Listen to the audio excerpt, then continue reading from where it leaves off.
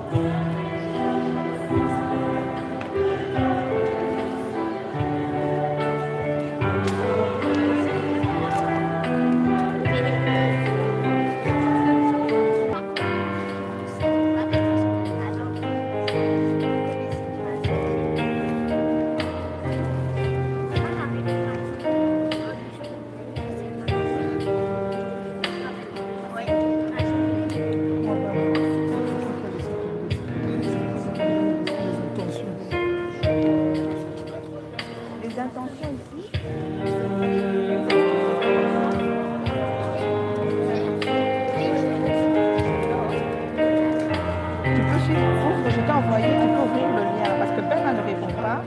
Je viens d'envoyer un lien. Il a pris sur direct. Hein?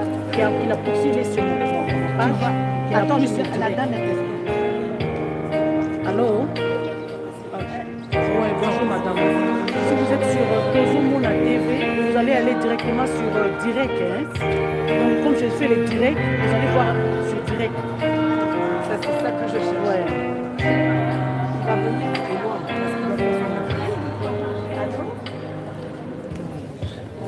C'est bon, hein?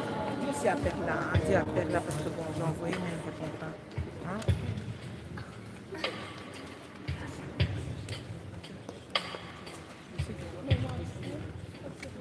Je crois.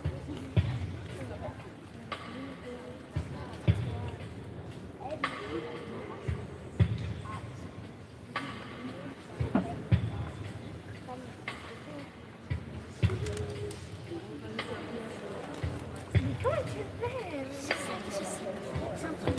Moi, je n'aime pas. Je n'aime pas.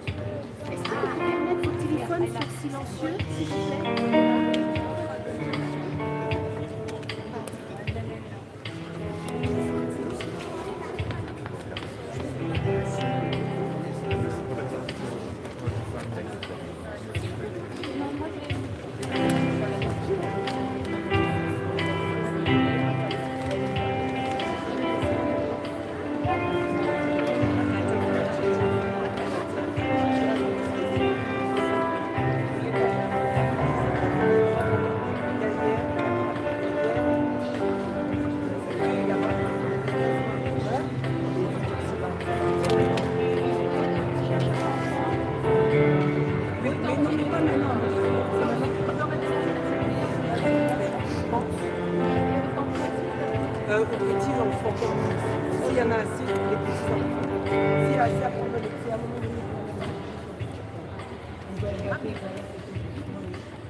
Toi, tu fais partie des petits enfants. donc j'essaie encore de réfléchir sur la situation. Il y a Daniel, Bactère. Après, il va là-bas pour John. Non, John est Sophie. Et même Walter. Quand il en est là-bas, il manque, oui, il manque. Est-ce qu'on a assez? Ah oui, peut-être on peut le faire.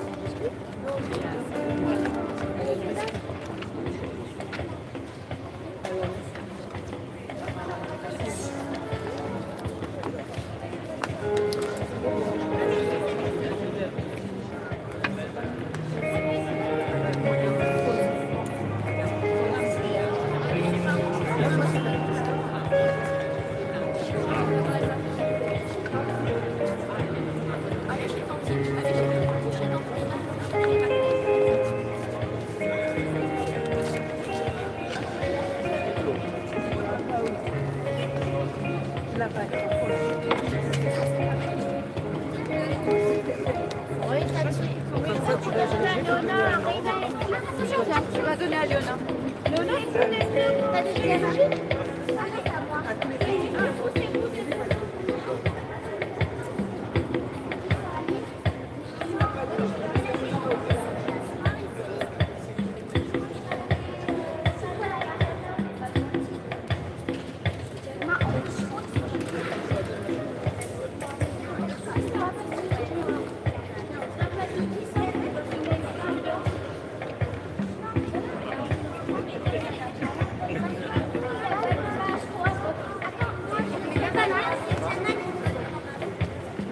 Regardez une place pour Éloi, ok?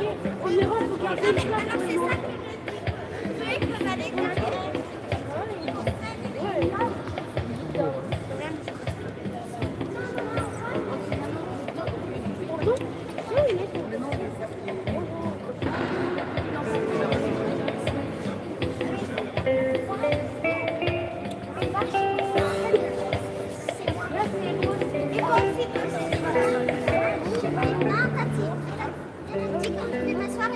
je veux que va aller regardez ma place. Non mais viens, c'est un maternel, mais c'est un c'est qui le dernier? C'est qui le dernier? Non mais c'est qui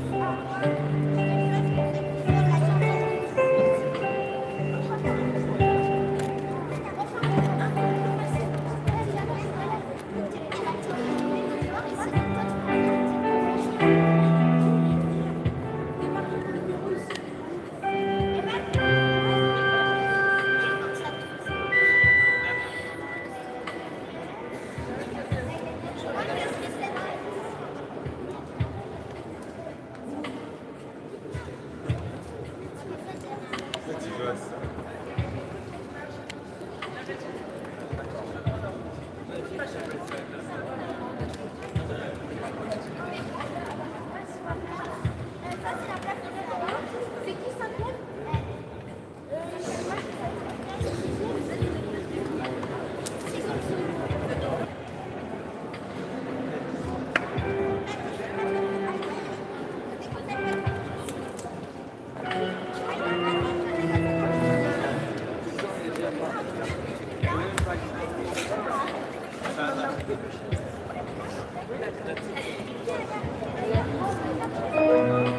Regarde, c'est pour Eloa.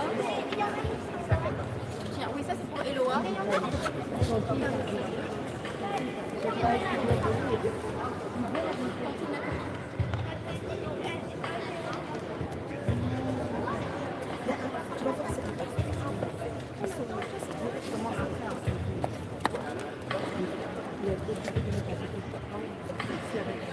Mais ça m'étonnerait qu'ils ne viennent pas marquer Là, il y a tout.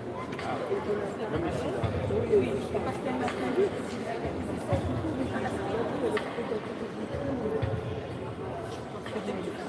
Peut-être jeune.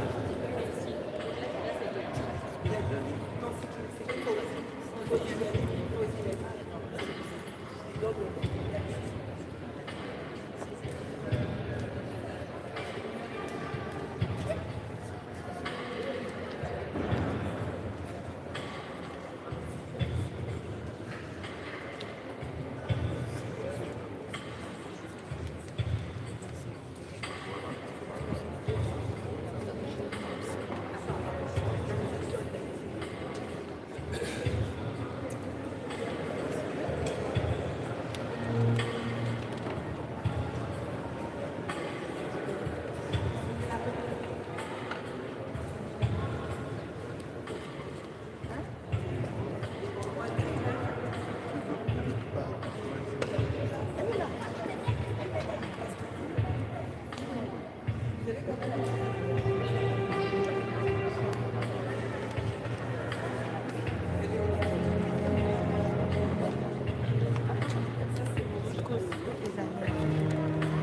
il y en a une à moi, il y en avait une. Ça, c'est pour déposer sur le cercueil de ma mère. Vous avez mais ici.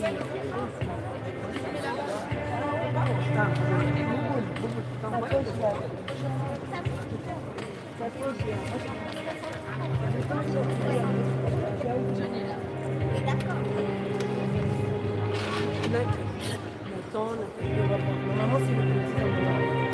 Nathalie, toi, tu as.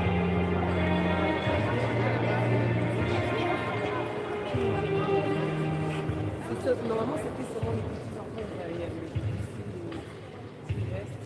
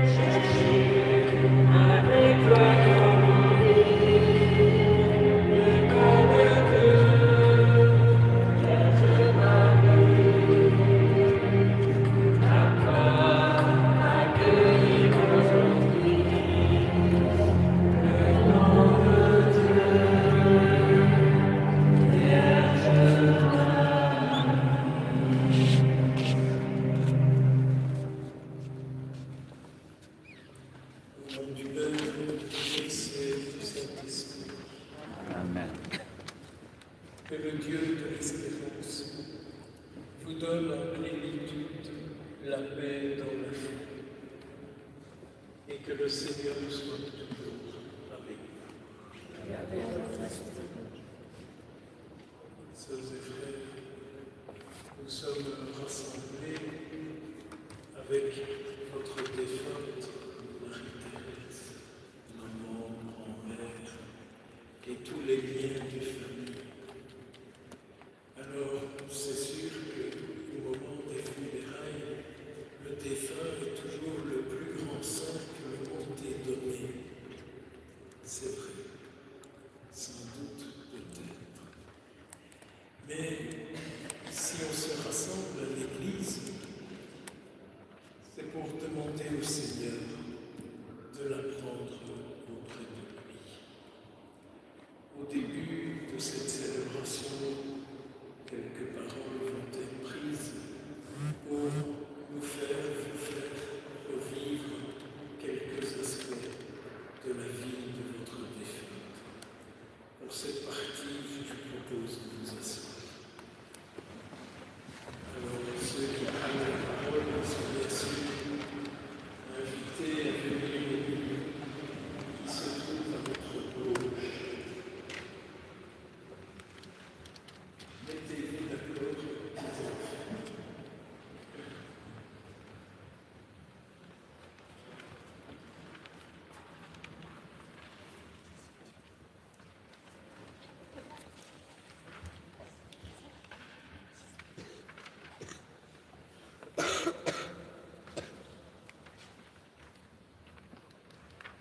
Il y a les personnes qui prennent la parole.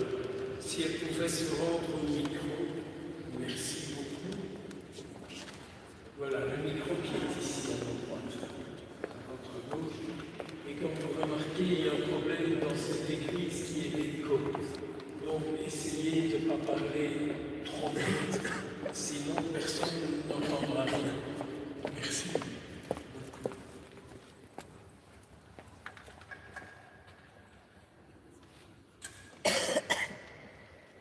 Aujourd'hui, nous sommes réunis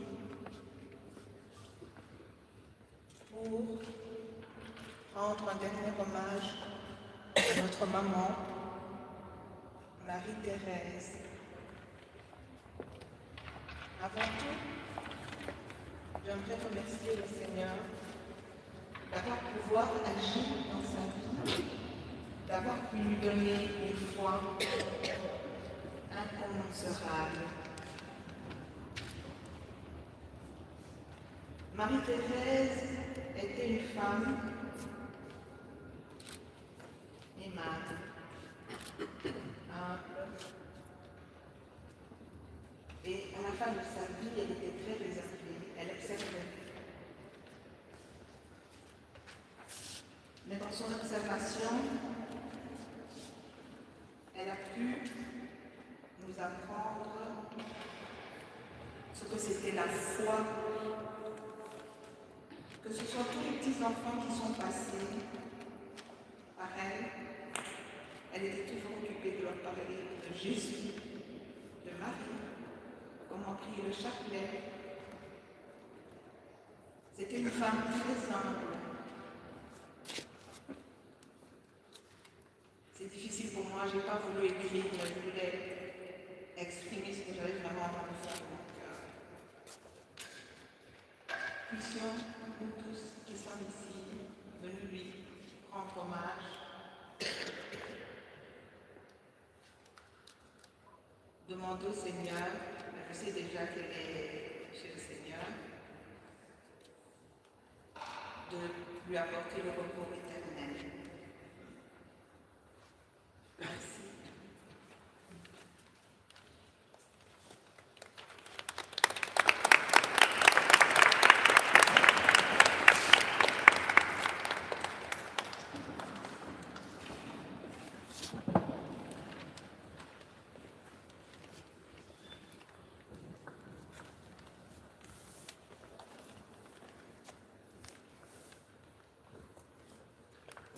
Bonjour à tous. Merci pour votre présence déjà. Voilà, moi je je m'appelle Yannick. Je suis l'un des nombreux petits enfants de Marie-Thérèse Beguin, notre très chère enfant bien-aimée. Durant toutes les années de sa vie, j'ai passé de nombreux moments à ses côtés. Elle m'a raconté énormément d'histoires. C'était une femme avec une grande sagesse. À travers les histoires qu'elle nous racontait, les conseils précieux qu'elle nous donnait, et cette bienveillance inconditionnelle qu'elle portait à tous ses petits-enfants, à ses enfants et à ses petits-fils et filles. Elle a profondément marqué nos vies à tous, et dans le bon sens du terme. En observant la relation entre ma grand-mère et ses filles, je crois avoir compris ce que c'était vraiment le véritable amour. Et c'est ce que j'essaie de reproduire au quotidien avec mes enfants. C'est grâce à cette femme, cette dame aimante, qui nous apporte beaucoup de bonheur et de bienveillance jour après jour. Aujourd'hui, donc, au nom de toute notre famille, je voudrais partager avec vous quelques moments essentiels de sa vie et surtout rendre hommage à la femme extraordinaire qu'elle fut. Avant tout, je crois qu'il est important de dire ceci. Mamie a eu une belle et longue vie. Une vie remplie d'épreuves, certes, mais surtout remplie d'amour, de courage et de foi. Mamie, Marie-Thérèse Beguin, est née à Kitaga, au Burundi, le 15 août 1939. Et le Seigneur l'a rappelée à lui à l'âge de 86 ans. Elle laisse derrière elle une immense famille qu'elle aimait profondément. 5 enfants, 14 petits-enfants et 35 arrière-petits-enfants jusqu'à présent. Son enfance fut particulièrement difficile. Dans le contexte de la colonisation et parce qu'elle était une enfant métisse, elle fut très jeune, placée dans un orphelinat tenu par des sœurs. À cette époque, ces institutions étaient extrêmement dures à vivre pour de nombreux enfants métis, souvent arrachés à leur famille et à leur repère. Mamie portera toute sa vie les blessures silencieuses de cette enfance douloureuse. Excusez-moi, des fois j'ai l'émotion qui me rappelle. Mais malgré cela, elle ne laissera jamais la haine ou l'amertume envahir son cœur.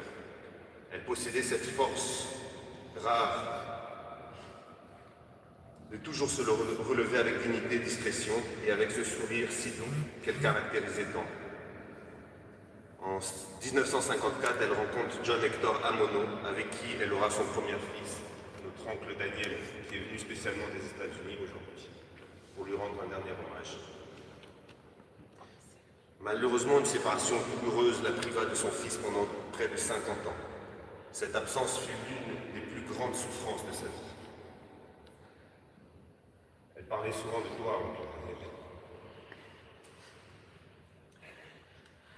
Mais en février 2005, grâce notamment à la persévérance de notre violence, elle retrouva son fils bien-aimé. Ces retrouvailles resteront l'un des plus beaux moments de son existence.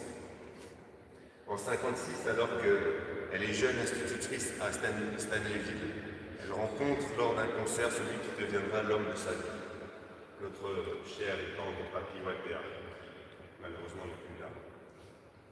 Ensemble, ils formeront un couple uni pendant 48 ans, traversant les joies comme les épreuves, toujours main dans la main. Au début des années 60, ils ouvrent ensemble le seul magasin d'alimentation générale de Kanyanga au Katanga. Plus tard, à Lubumbashi, ils acquièrent une ferme à Sakiana, qu'ils développeront avec beaucoup de succès. Beaucoup se souviennent encore de son célèbre poulet grillé au Macalade et sa moine Guinea, qui attirait des visiteurs de toute la région vers la ferme Nzeri. Mais la vie lui imposera aussi de terribles épreuves. La deuxième grande déchirure de son existence fut la perte de notre oncle cadet, Michel, décédé à sa naissance le 13 septembre 1965. Une douleur qu'aucune mère ne devrait connaître. Et en 1969, elle fut témoin d'un événement qui marqua profondément sa vie spirituelle. Le réveil miraculeux de sa belle-mère, Joséphine Bertrand, plongée dans le coma depuis 1 mois à la suite d'une hémorragie interne, alors que les médecins l'avaient déclarée pour morte. Cet événement, ainsi que le témoignage de sa belle-mère, qui avait été servante du Padre Pio, affirma avoir vu une apparition durant son coma, renforça encore davantage son dévouement envers Jésus et la Vierge Marie. Dans les années 70, elle participa également à la vie politique du Zaïre en devenant membre actif du MRP, le Mouvement populaire de la Révolution. Elle en fut même présidente de la collectivité de Cachamata. Dans les années 80, à Kinshasa, elle se lance alors avec succès dans le commerce du tissu. Après son retour en Belgique dans les années 90, elle s'engage activement dans des œuvres caritatives au sein de la Légion de Marie. Elle visitait les malades, les personnes âgées, les plus démunies, toujours discrètement, jamais sans attendre quoi que ce soit en retour. Elle participait également à de nombreux pèlerinages, portait une foi profonde et sincère. Mamie était une femme de foi, c'est ce qu'il faut retenir d'elle. Avec le temps, ses problèmes de genoux ont ralenti ses activités, mais jamais son amour pour les siens. Elle consacra alors davantage de temps à sa famille, et particulièrement à ses petits-enfants et arrière-petits-enfants, qu'elle chérissait énormément. Aujourd'hui, si nous sommes tous réunis ici, ce n'est pas seulement pour pleurer son départ, c'est aussi pour rendre grâce à tout ce qu'elle nous a transmis, appris et apporté. Aujourd'hui, nos cœurs sont remplis de tristesse. Marie-Thérèse, parce que tu nous manques déjà, mais tu vivras éternellement dans nos cœurs, dans nos souvenirs, dans nos gestes, dans notre manière d'aimer. Je t'aime, nous t'aimons profondément et nous n'oublierons jamais, ma très chère Marie.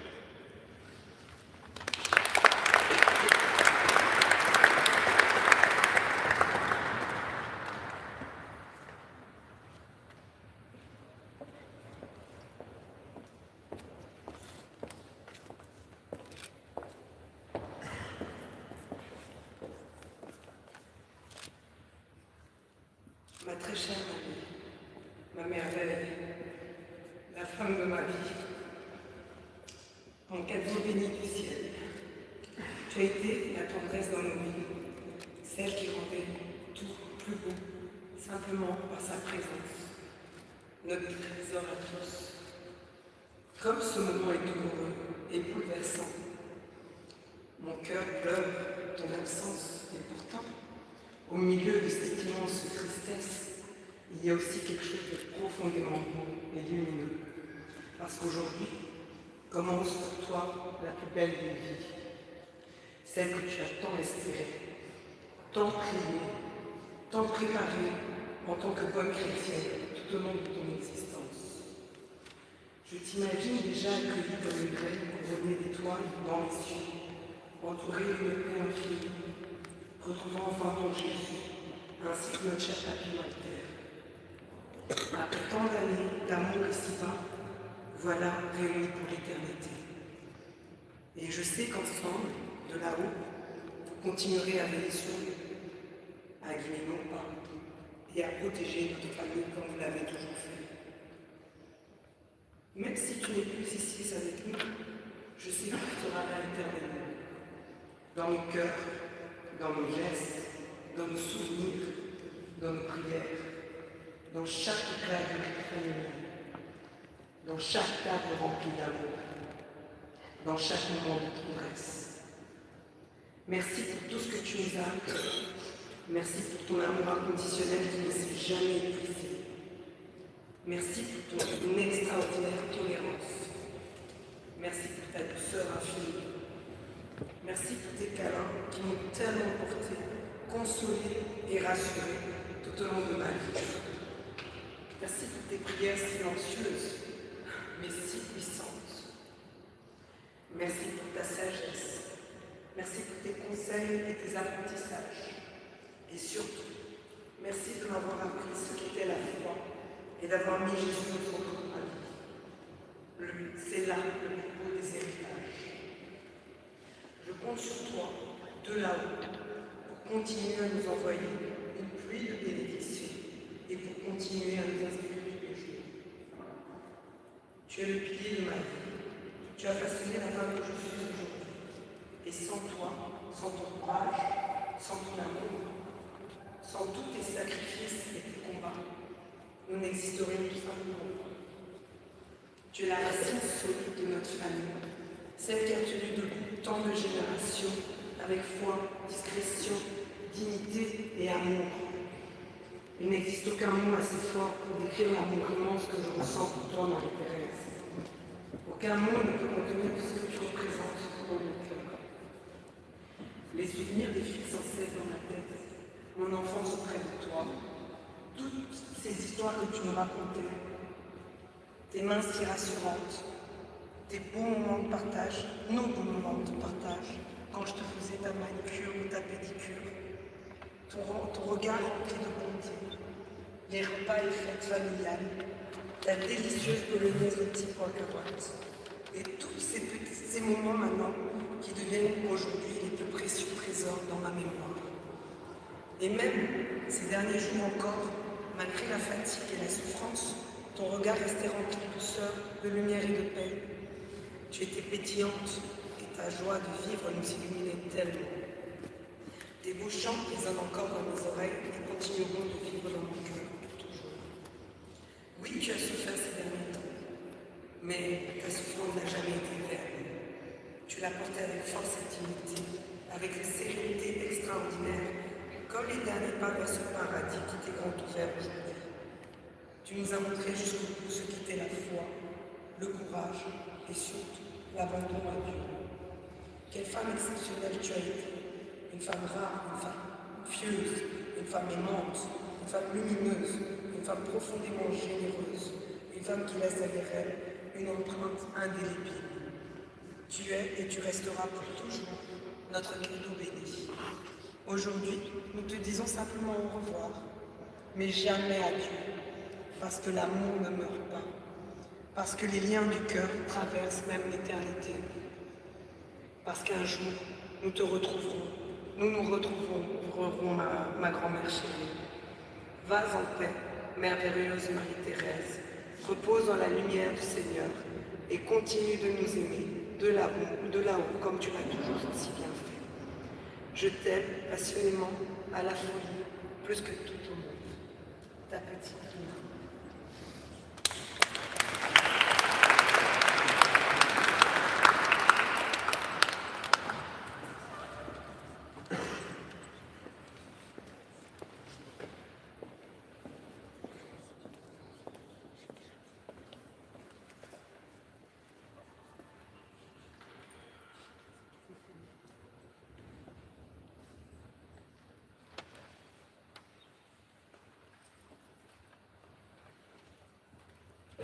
J'entends tout ça, je me dis, qu'est-ce qu'on dira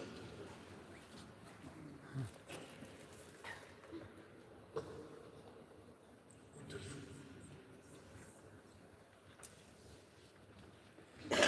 Le cierge pascal qui brûle ici, à votre droite, signifie que Jésus est une lumière. Et Jésus, il dit de lui-même, je suis le chemin, je suis la vérité, je suis la vie. Personne d'autre que lui ne peut s'attribuer telle parole.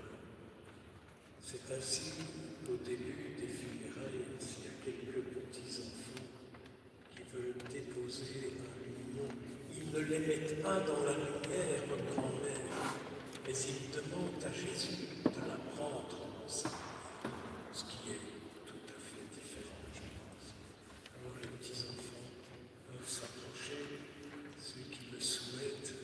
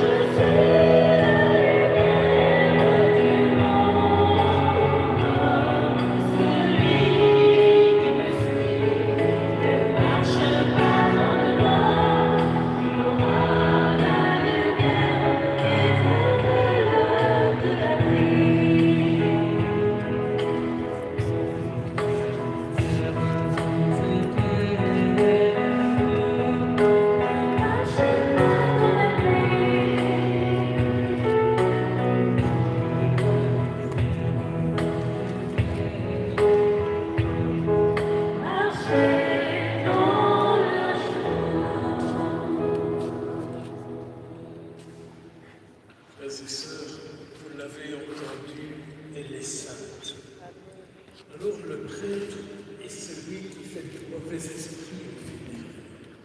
Parce que le prêtre dit, oui, il y a de la sainteté en elle, comme il y en a en vous, comme il y en a, j'espère, en moi et en chacun de nous, et en moi. Au moment des funérailles, la prière du guerrier, c'est un pardon qu'on offre à la défunte, si on a un pardon à lui offrir. C'est un pardon qu'on reçoit d'elle, si on a un pardon à recevoir d'elle. Voilà la foi de l'Église. Pour entrer dans la prière, si vos santé le permettent, et si vous le souhaitez, je propose de se lever.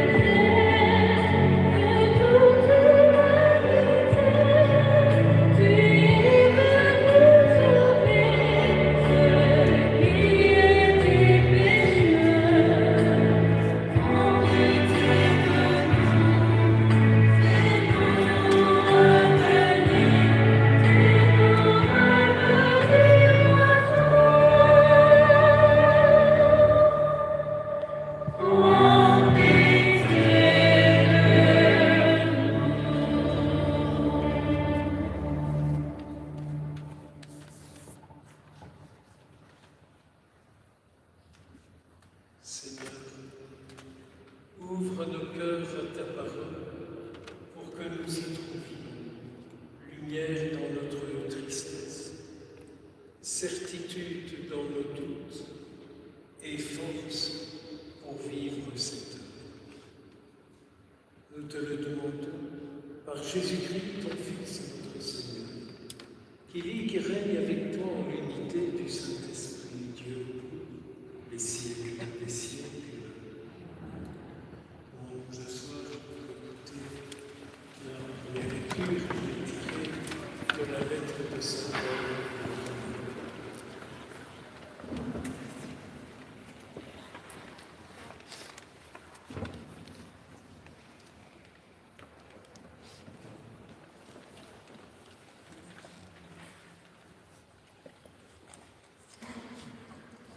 Lecture de la lettre de Saint Paul apôtre aux Romains.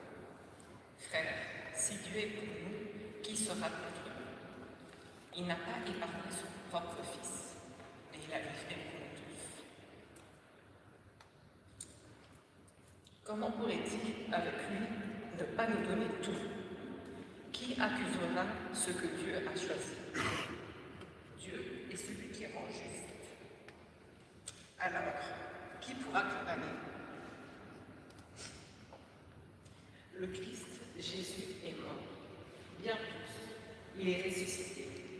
Il est à la droite de Dieu.